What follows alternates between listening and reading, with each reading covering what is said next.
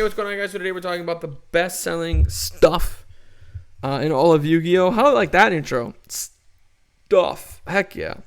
Because it's a lot of times when we just take off the $5 or less filter, we do start to see like Duelist Nexus is the best-selling product in all of Yu-Gi-Oh!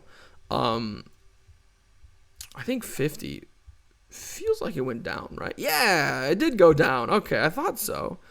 It hasn't gone down too much over the last month, but it was $70, and now it's doing really well.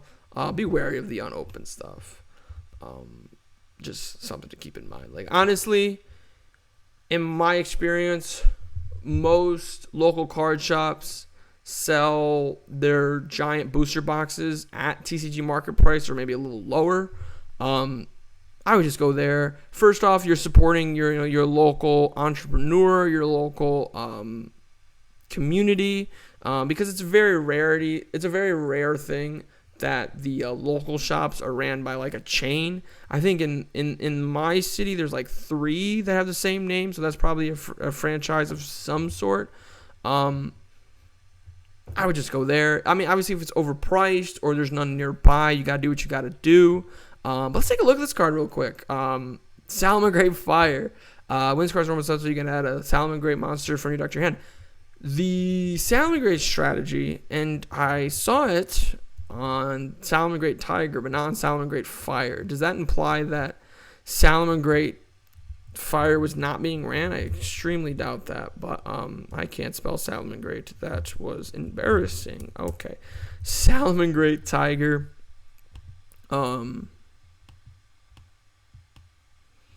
And just like that, it has vanished. There was a deck, there was a strategy that got like a top 8.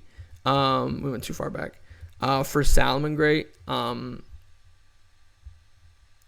the first week of August, as we continue to venture off into this universe. Let's try this. So we look at Salamangreat of Fire. Probably the most expensive Salamangreat card that's other than the ghost rare version of Wolf. And yeah, like this card was $7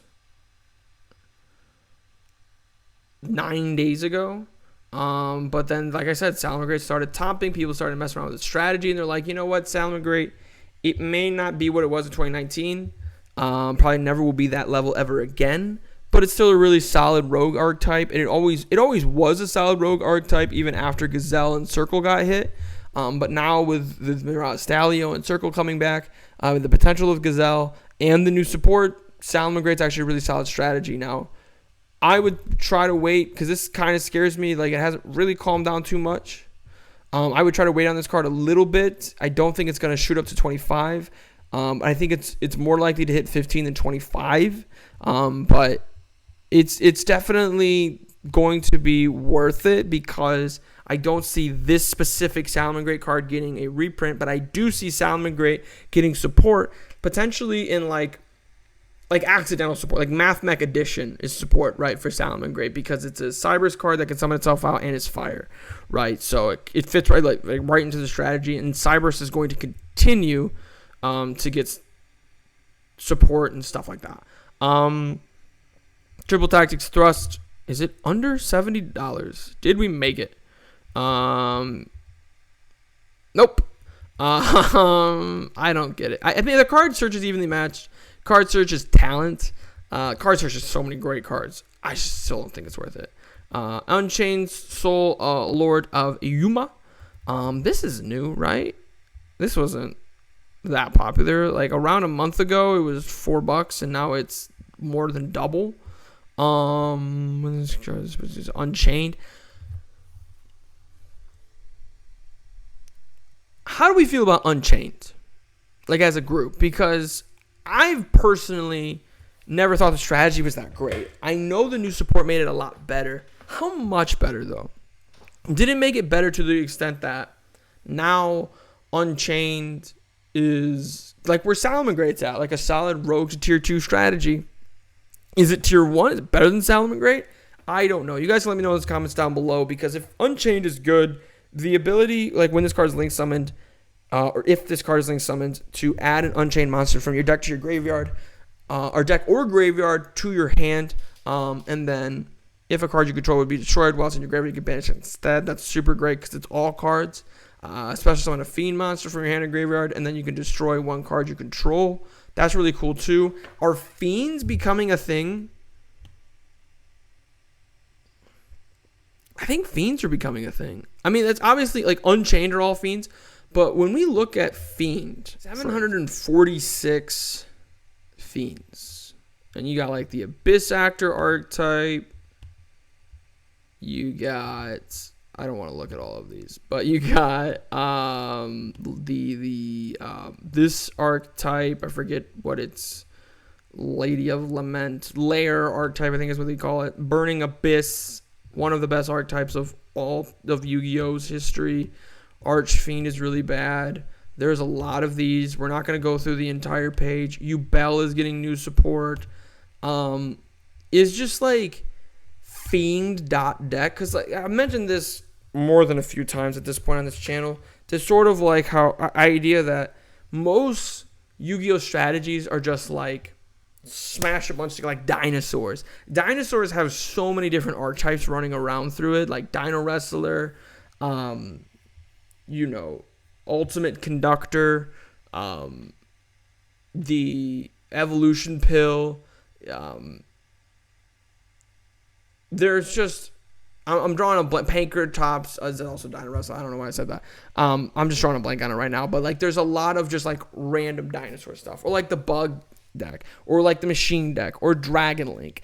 And is Fiend there, right? Because we saw Plant recently with like Rika and Sun Avalon and all of those strategies sort of like take on its own thing, and that strategy doesn't seem to want to go anywhere anytime soon. And I kind of like that. That's how Yu-Gi-Oh's evolving, to where you just kind of like that's where it started. Like, it used to be like level 4 warrior beatdown was a great strategy, and then we moved on to archetypes. But now we've gotten to a spot almost where there's so many archetypes that just running type, like just running the Cybers deck with some Mathmax, maybe Salamangreat, maybe Adagnister, Marinus, etc., is really, really good. And I think Fiend, because of the Unchained stuff, might actually be there now. Dark Corridor is a really good card if you're looking to invest. What's interesting about this card, here's what's actually crazy about this card, is that, yes, it's great in a Dark World strategy, but it also searches Dark World Lightning, which isn't good, but Dark World Dealings is another one. It also searches, I wonder if it did that because I put Dark World and now it sees Dark and World as something to search. There it goes.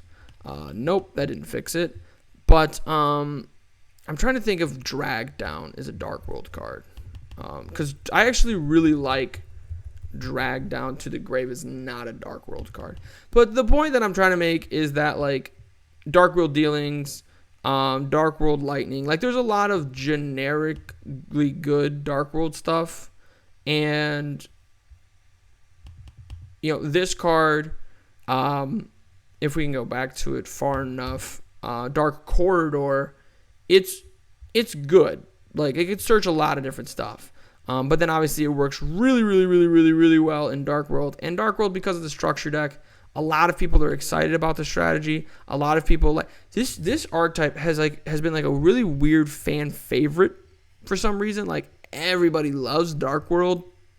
I don't know why, but they just do. Maybe it is a fun deck. I will say, like, I have messed around with Dark World, like all versions, like the older Dark World on Duel Links. I messed around with Dark World recently after the structure deck came out. It is a fun strategy. I don't know why it has such a huge following though. Like, Dark World feels a lot like Salamangreat and like Sky Striker and Drytron, where it's like a fan base, like they have subreddits of Dark World. So with all of that, I think Dark Corridor is a fantastic card to buy. I think that there is a lot of potential for it, because there's a lot of potential for Dark World. It still struggles at going second, So I wouldn't spend all your money on Dark Corridor, assuming it's gonna be a $70 card, because I don't think it'll ever get there. But we look at Pot of Prosperity. I don't know when the pot stuff is coming out. Like I know there's the reprint coming. I don't know when the date is. It's still a month away. But that's just look what it's doing to the market. So I would definitely sell these right now. I don't think they're really good buys. I would wait for this to come out because I mentioned this before with pre-sales. Like the pre-sale price is usually more expensive than the price that the card comes out with. So I would just wait for the pre-sale to come out, see what the price of the card is after that, and then buy your Blazing Vortexes or your Pot of Prosperity 2020 tin versions. Then that's probably when I would do it. But it's not the worst buy right now because it is still one of the best-selling cards in all of Yu-Gi-Oh! Infinite Impermanence has actually sunk down a bit. Yeah, it's $8.30. This card was really holding the line at $10 for an extended period of time. I told you, by the way, I told you. See, top 8 just last week, Salomon Great. Anyway, this card's been holding the line for quite some time at that $10 mark. It's kind of sunk down, and so I think the reason for that, monster effect negation is always going to be great, but I don't know if it's as great as it has been in the past. I think this could be a really good time to get your Infinite Impermanences. I don't know if Infinite Impermanence going down has caused the structure deck. It is not. If you can find this structure, because sometimes I see this structure deck at Walmart. If you can find this structure deck at Walmart for like $10, $12, I would get it, because this is still a really fantastic buy. 2 really great archetypes, a lot of really good reprints, especially with Infinite Impermanence, right? I just wish the Cyber Dragon Link monster was in there. I wish that structure deck had more Cyber Dragon stuff than it did Cyber Dark stuff. Dueling Heroes case. When is this coming out? This is coming out soon. Goodness gracious. I like that they're doing this type of stuff. They're Konami kind of noticed, like, maybe it'd be smart, instead of making a new summoning mechanic, we just kind of did throwback, but not just throwback to Dark Magician, Blue Eyes, and the Egyptian gods like we always do, but like throwback to everything. Throwback to Volcanic, throwback to Unchained, throwback to Fire King, throwback to Dark World. Archetypes that have been around for a long time and people clearly like them. Let's give them some support, right? Baron de Fleur is slowly creeping down.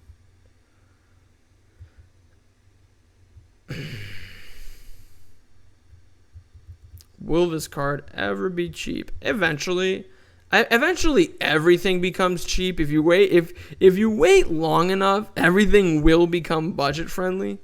Like even the Bestial stuff. It's the Bestial Lebellion is starting to sink down. $33 on a Bestial Lebellion. Are people worried about the ban list? That's the only thing I can think of. I mean, look at this graph. Literally, a week ago, it was 50. Now it's 33. We go all the way back to a month ago. We're talking $65. And in this, you can get a play set from Gamer's Choice 2. Don't know why it's 2. But anyway, you can get a play set for $102. And you might go, well, $100. I don't want to spend $100 on a card that might get banned. If it doesn't get banned and it doesn't get a reprint in the tins, or the reprint it gets in the tins is very short printed, this card could go up to $50 again. Very easily, this card could be a $50 card again. So spend your money how you feel. Just because some random person in their home on the internet told you to buy something on the internet or buy a card or whatever, it doesn't mean that you should do it verbatim. But I think Bestial Lebellion at $35 feels like a really solid opportunity for return on investment. Now, this is the best-selling quarter-century rare. Let me see if we can find... There they are. The quarter-century rares. If we go to the most expensive, is that also? I didn't think so. The Bestial Lobelion's most expensive. And maybe that's what's causing the other version of the Bestial Lobelion to go down. Is like, well, it's not the highest printing anymore. But what does this card do? Why is it just look cool? Like, why is this such a great selling quarter century rare? Like, we look at the quarter century rares, like, I would feel like Zeus would be one of the best selling. Sky Striker Mobilizing Gauge reprint, like IP Masquerena. Even the Labyrinth stuff or the new Pearly Dark Holes looks really cool. I love Secret Rare Dark Holes. Super Poly's in here. Terraforming Dad is in here. Tiramisu is in here. Like, look at all of these great cards that got the wonderful quarter century. Dante, Danger Nessie, Dark Corridor, Spiral Quick Fix, Volcanic Shell. Even like some newer stuff like the Tistiana stuff. Ptolemaeus, Blue Eyes, Dark Magician, all the Egyptian Guards, Red Eyes Black Dragon. All of those cards fail to compare to Magician of Bonds and Unity. Now, this kind of makes sense if it only has one printing. That's got to be it, right?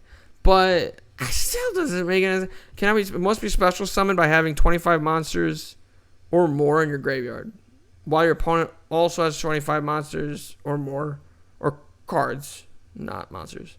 It's a 5k beat stick. Like, when I tell you the casual market, the casual player base pushes the market a lot, this is exactly what I'm talking about. This is one of the best selling, and because it's not just like it's a high cost quarter century card that nobody is buying, like Bestial Lobelion. When we go back to best selling, and we cut out the boosters, right? We just go the best selling cards in all of Yu-Gi-Oh! 3, 6, 9, 12. It is in the top 12. It's the 11th, excuse me, the 10th best selling card in all of Yu-Gi-Oh! Terrible card, but could actually be a really solid investment. But let me know what you guys think in those comments down below. What are the best cards in all of Yu-Gi-Oh! That you're looking at? Let me know by talking in the comments, or I guess typing. Make sure you guys click that like button, show your support for the channel, subscribe for more content. Most importantly of all, have a good day.